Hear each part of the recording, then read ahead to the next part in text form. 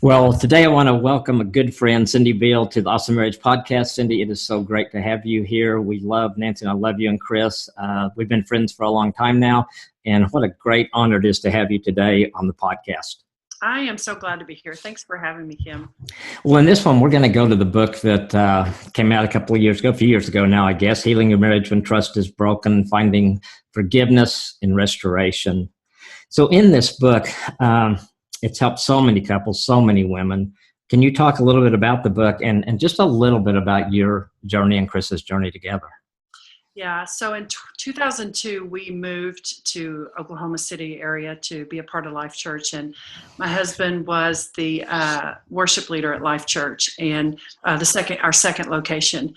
And one day after leading worship, we'd been there for about 6 weeks, and he just came home and he couldn't basically keep a secret anymore. And so he confessed that he had been unfaithful to me over about a 2.5-year period of our marriage leading up to this time, and that he was addicted to pornography and all of that.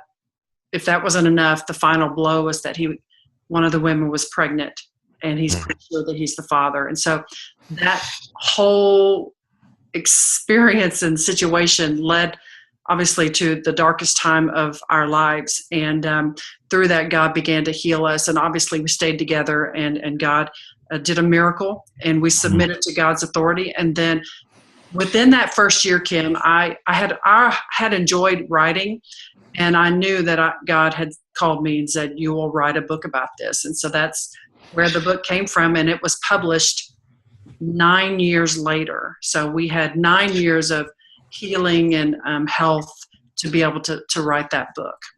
Yeah, it's been a book that in my practice I've used with so many women, and it has just been just to someone like you and Chris to share your story so openly, so honestly, so transparently has impacted so many people and gives them hope. Right. So when you think about that, what are some of the promises that God gave you that you really clung to during that time? I think the biggest thing, when you are faced with a betrayal like that, obviously trust is out the window. I couldn't have trusted my husband farther than I could have thrown him, because clearly I thought I could trust him, and this happened. And so the biggest thing that I would say happened in this journey with the promises of God was that God began to tell me, look, I'm trustworthy. My husband may not be. And so, there are people who, when things happen bad in their lives, they might say, well, God let me down. And God gracefully and graciously and beautifully just said, no, I didn't let you down. Your husband did. And it wasn't a mean thing like, hate your husband. It was just, this is the fact. Your husband made a choice. I did not make him make that. He chose this. And so anyway, it was a beautiful thing to be able to start trusting God through this. Psalm 27 says, some trust in chariots and some in horses, but we trust in the name of the Lord our God. And that verse is talking about, we trust in the things that we can bring, the power and the strength and the skill. And it was God that was the one I could trust, and only him. He is the one. Proverbs 3:5-6 says, trust in the Lord with all your heart and lean not on your own understanding. And so it doesn't say trust in a man with all your heart. It doesn't say trust in, even if it's a good man. I mean, even if you've got someone who's amazing, they're still a human being, and they have the potential to let you down. So this took me to a place of truly trusting in him. And the second promise was in Habakkuk chapter 2, verse 3. And I'm going to read this to you real quick. It's so powerful, and it's the verse I've stood on all these years. And it says, for the revelation awaits an appointed time. It speaks of the end, and it will not prove false. Though it linger, wait for it. It will certainly come and will not delay. And this was my promise from God for the word I had been asking for. I'd been begging. I begged for the better part of 3 weeks. God, what do I do? Do I stay? Do I divorce? What do I do? And this was his word to me that, look, I know you don't see how I can make this good. I know you have no idea how anything will ever change, but I am capable and I am willing. Are you, I can do this. So those were the promises that God brought to me. And then you stepped into those promises. Yep. Wow. Absolutely. Wow. It wasn't easy. I mean, there was No, no. days. I mean, just, it is. It's one of those things that, yeah, we believe God can do those things. And yet when we're in the middle of pain, sometimes it's hard to really embrace and trust it. Absolutely. And I think that's one of the things that touches so many people that go through that after they find out their husband or wife has had an affair, those days of darkness. And what do I do? And knowing that God can heal, especially if you have a spouse that responds like Chris did, that Right. wanted it to heal, that wanted to work on, wanted to do whatever it took. Right. So as you guys walk through this, interactions from family and friends, some positive, some negatives. So if you were going to give counsel to someone who's maybe their child, their adult child, or a good friend was walking through, what are the things to say and not to say to a couple that's going through this? I think I would tell them to be there, but to not offer too much counsel. Chris and I were in a kind of in a bubble. We had people around us that we didn't really know anybody. Like I said, we had only been in Oklahoma for 6 weeks, so we really didn't have any friends, but we had a mentor couple that was on staff, and they walked us. And then, of course, Craig Rochelle, our pastor, was there with us, and a few other really close-knit individuals that felt called to help us. And so we were kind of in a cocoon almost. And so I would just say that if it's your child or daughter or son walking through this, know that your words will go far with them. And so be very careful what you speak, because it's easy for you to say what you would do in this situation until you're there. And so just love them. Try not to make life to where it's putting more demands on them. Like, don't say things like, well, let me know if you need anything. I mean, their world is in shambles. Just if they have small children, say, hey, I'm going to come take the kids for the afternoon, or hey, would you guys need some time to talk, or whatever it is. And those are some things. But I will tell you this, one of the leaders at our church, Kevin Penry, I was in a frantic place. When your world is turned upside down like mine was, I wanted to know immediately, God, what do I do? I wanted to decide today, because I had been made a fool, and I didn't want to be made a fool any longer, and I didn't want to waste any more time. That was in my mind. And so he looked at me and he said, you don't have to decide the rest of your life today. Wow. And that was probably one of the most crucial pieces of advice that I clung to and brought me so much peace. And so if you're that parent and or a close friend of someone who's walking through this, be there, offer the help you can, and then just encourage them. Okay, let's take this a day at a time. You don't have to decide forever. Don't decide when your emotions are, up here. So. Yeah, and I think one thing I thought of as your thing, you don't want to get in God's way either. And I think sometimes people are very well-meaning, trying to be caring, and yet, somebody could have come alongside you and said, well, of course you need to leave him. Right. And just get like that. Yeah, and get in the way of what God has done and could possibly do in anybody's life like that. Yeah. So you had good people. Chris being in ministry and the consequences that came with that, like the job loss. What about that part of it, working through that? That might happen to some people, just the consequences that come and how that affects you and how you work through those things. Yeah, some people, confessing or being found out with an adulterous affair, it's not going to affect their job. It's not, if you're in sales, or I don't know, if you're a school teacher, sometimes, I mean, if not people don't find out, then it may not affect things. But when you're a pastor at a church and you're leading worship in front of thousands of people every week, it's going to affect it. And so Chris resigned. I mean, he didn't really have an option, but they were graceful enough to let him resign, which he wanted to. He knew that was the next step. And so it was brutal, Kim. Not only did we lose our livelihood, so our livelihood is also our ministry. So everything. I mean, I'm singing on stage because I would sing with Chris, and I'm singing with him one day, and the next day my world is totally different.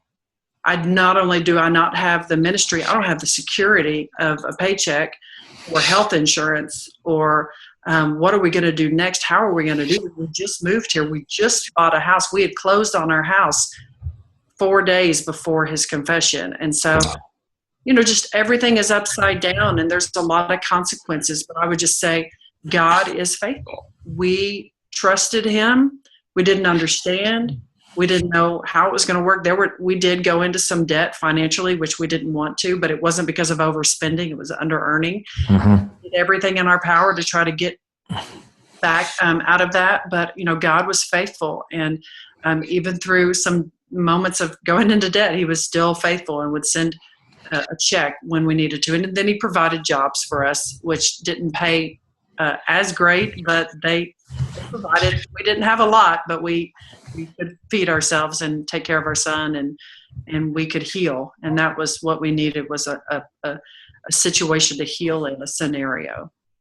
Yeah, I think most couples, certainly not a job loss, but usually couples I work with, there seems to be something else that's compounded. Maybe they have teenage kids and the kids are having to deal with it. So it seems like very few couples, I would think, would have the opportunity to deal with something like this without any other distractions. And absolutely.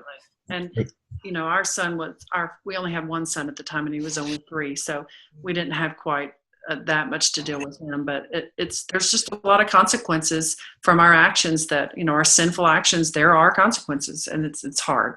Sure, absolutely. You talked a little bit about the people that came alongside you guys. What about counseling? What did you learn through that, and was counseling helpful? Absolutely. Chris had a counselor specifically. His name was Robert Wall, and he really walked Chris. I know Kim, you know him, and he walked Chris through so much individually, and it was so powerful to help Chris, because this. I mean, try to heal a marriage when you've got 2 unhealthy people is not really the way to go about it. You've got to find health. And so Chris was doing that, and I was doing that, and then we came together. And of course, not only counseling, but we had a mentor couple who was walking us through, and they were just there. Even if they didn't have new answers or new advice every day, it was just their presence. And their names are Jim and Beth Kuykendall, and we would not be here today without their influence in our lives. So counseling, if you don't think you need it in such a difficult circumstance, you're fooling yourself. It's very vital. I agree. I think the things that you mentioned are very important. Finding a mentor couple, if someone can find a couple that's willing to do that, or through their pastor have someone that recommends someone, would be huge. I think what you said about both of you needing to be healthy, and I see that a lot. Both of you needed some help individually besides what you did together. So I think all those pieces are really important. And the couples I see that do those things seem to have a much better. Not that God can't do all of it on his own, but God puts people in our lives. And I think God put some incredible people in your guys' lives, because I know everybody you mentioned, and I just have great admiration for those people and the gifts that God's given them and how they surrounded you guys and made such a difference in your life. And I think that what we had in our healing journey was not really normal. There's a lot of people who are like, I wish I had that. And I really do believe, this was 2002. When I searched the internet for books to help me, one of the reasons God said to write one is because I was having a hard time finding things about this, because people, who wants to talk about their husband cheating on him, getting a woman pregnant, and having a pornography addiction while he's a pastor? Yeah. Well, who wants to talk about that? But sadly, Kim, I get emails just like you do. They're everywhere. I mean, if your marriage has not been affected by infidelity, someone close to you has.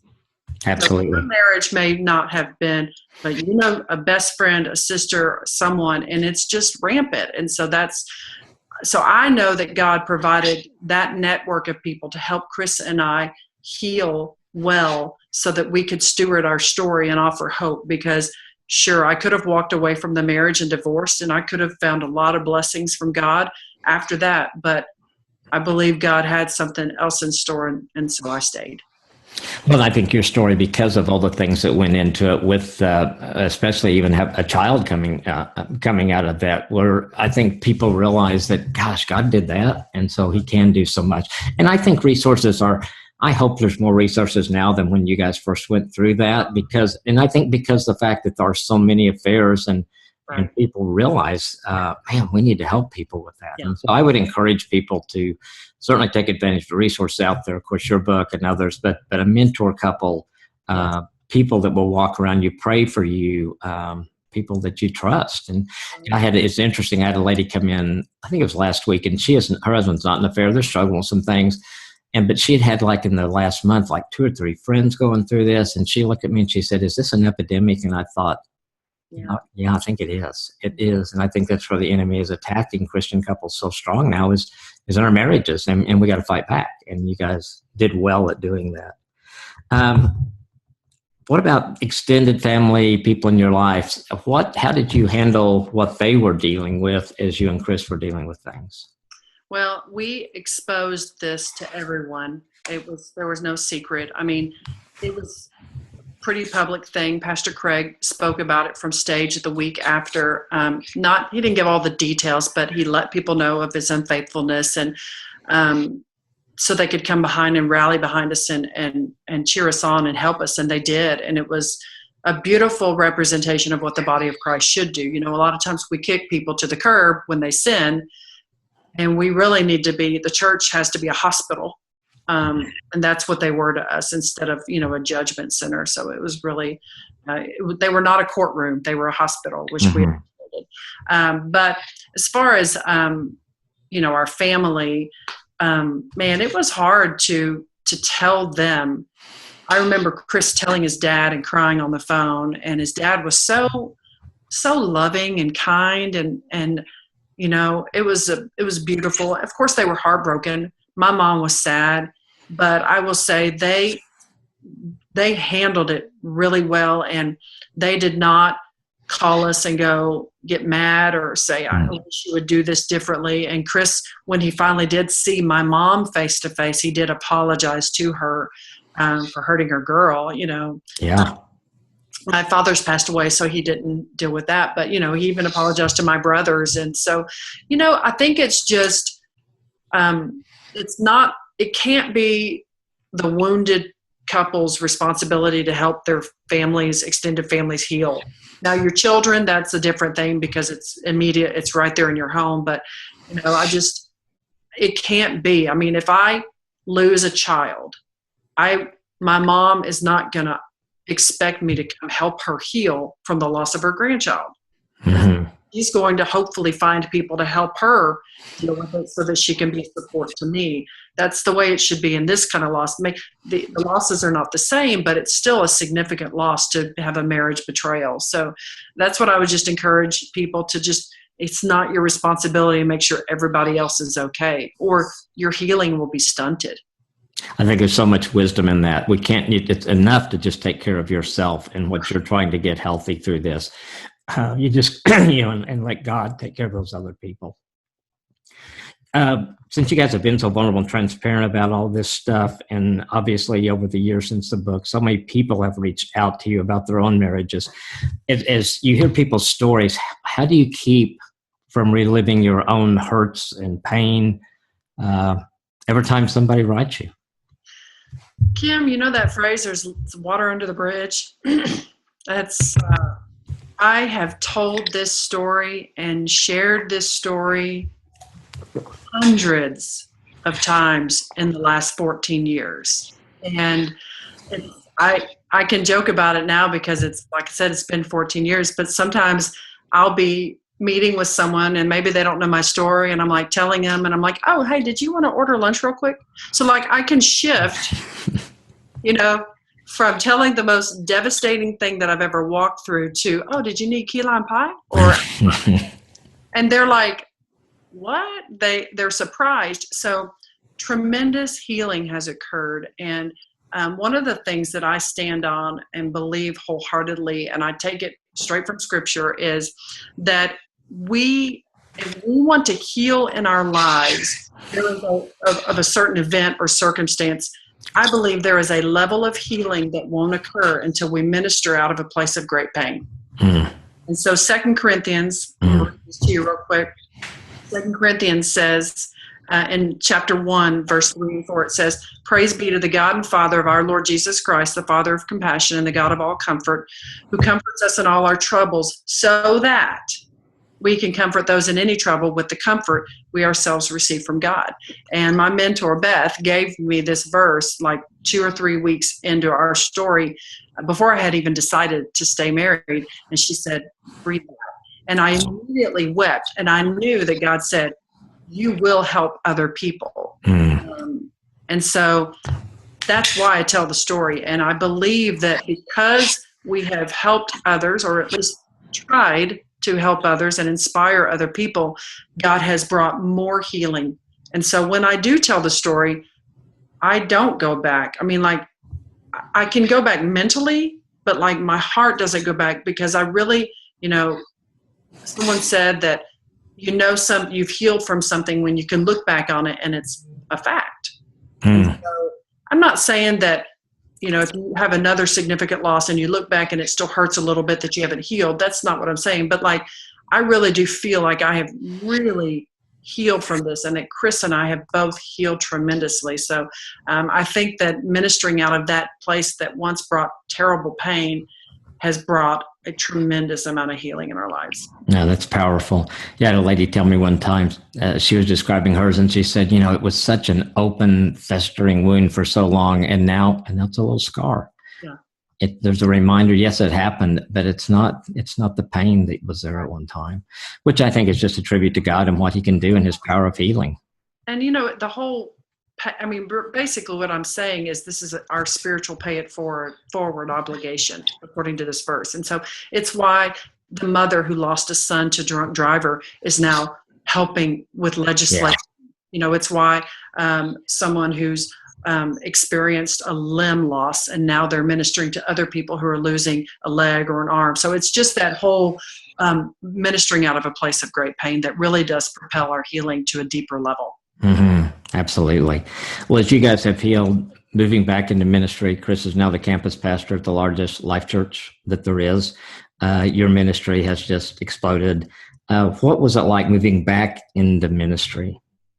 It was slow. There was from the time of his resignation till the time he was hired back on just as a team member, it was 18 months. And so during that period, like, the speed of healing that God did in that 18-month period is remarkable. And I attribute it to not something that we did as, we're such great Christians, but we truly said, "Okay, God, we lay it all down. We will do anything you call us to do."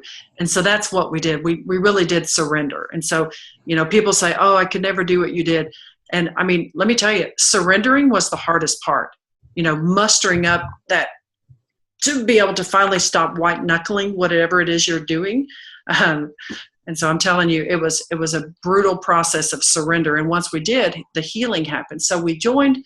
He came back on the team. I was actually on the team for about a 2-year period. I worked in the finance department at Life Church. So my part was just a smaller part. And then he came back on, and it was just in a role, kind of an associate role, just kind of getting his feet wet. He was under his mentor, Jim, who was his boss, and just kind of gradually. And within about a little over a year, he actually became a campus pastor. And what's really cool about that is he was the first job he did as a campus pastor was at the campus where he fell. And so he fell in ministry and was restored to the same stage. And the people were just gracious and loving. I'm sure there might have been people who didn't agree with it, but overall, the voice was, "All right, we kicked Satan in the rear, and, take that." So it's slow. It may have, some people may think it was a little quick. Maybe I'd probably recommend a little bit more time in the crock pot to cook some of that healing, but that's our journey. Yeah. And obviously God knew what he was doing through the whole process. So people that might be listening today that are going through an affair right now, going through that grief, what is your prayer for them? My prayer is that they would both be all in. I've talked to so many women, and even a few men, but mostly women, reach out to me. I've talked to so many where they're in, or and their husband's not. Or I get an email from a man across the country, and he's like, "Can you call my wife? She won't stay with me." And my hands are tied. Our hands are tied as people who pour into people. You know that someone doesn't want it. I mean, it's really hard you can't get them to want it. They've got to want it. So my prayer is that each individual would be willing to look at themselves and say, what did I contribute to the condition of the marriage? What happened? Because even though I didn't do anything in this marriage fiasco that we walked through, I didn't cheat, I wasn't into porn, but I looked back, what have I contributed for the 9 years leading up to this that could have been a part? Could I have done something different? And I did find things in myself. I was an enabler. And so had I chosen to stand my ground a little bit with him and maybe confront him, he may not have gone to that deep, dark place. It's not my fault he did. It's just, what are some things that I could have done differently? So I would just encourage couples to be all in and let God do the healing work, because it is possible, but it is a slow process. Absolutely. Cindy, all your information will be in the talk notes, but if people want to contact you, how do they find you? Yeah, you can just go to cindybeall.com. If it's for speaking purposes, you can contact my agent. Her email's on there, and just connect with me there.